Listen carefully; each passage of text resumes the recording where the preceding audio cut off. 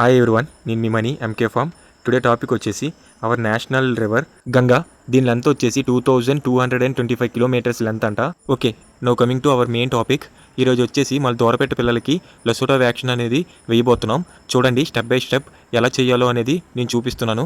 లెసోటో vaccine అనేది veterinary medical store నుండి తెచ్చుకునేటప్పుడు కంపల్సరీగా ఐస్ బాక్స్లో ప్రిజర్వ్ చేసుకొని తీసుకురావాలి. ఎందుకంటే అది బేగా స్పాయిల్ అయిపోయే ఛాన్సెస్ ఉంటాయి. మళ్ళీ అది పాయిజన్గా మారచ్చు. అందువల్లనే మనం ఐస్లో ప్రిజర్వ్ చేసుకొని తీసుకురావాలి ఇంటికి.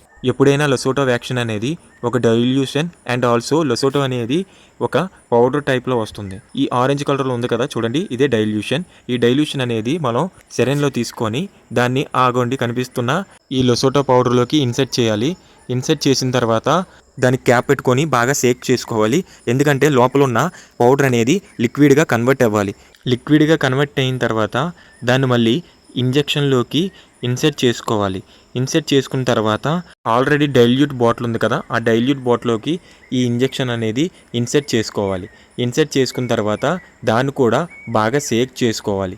లెసోటో వ్యాక్సిన్ మన చిక్స్కి ఇచ్చేటప్పుడు మనం తీసుకోవాల్సిన ప్రికాషన్స్ ఏంటంటే, ఫస్ట్ ఆఫ్ ఆల్ మన చిక్స్కి వ్యాక్సిన్ ఇచ్చేటప్పుడు డెఫినెట్లీ మన ఐస్కి స్పెట్స్ అనేవి పెట్టుకోవాలి.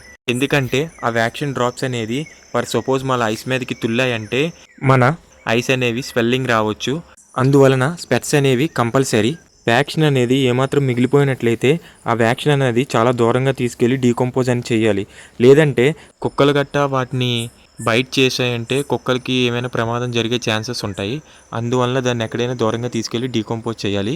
లెసోటో అనేది ఎప్పుడైనా చిక్స్కి ఒక ఐలో వేసుకున్న తర్వాత దాని ఆపోజిట్ నోస్లో అనేది వేసుకోవాలి.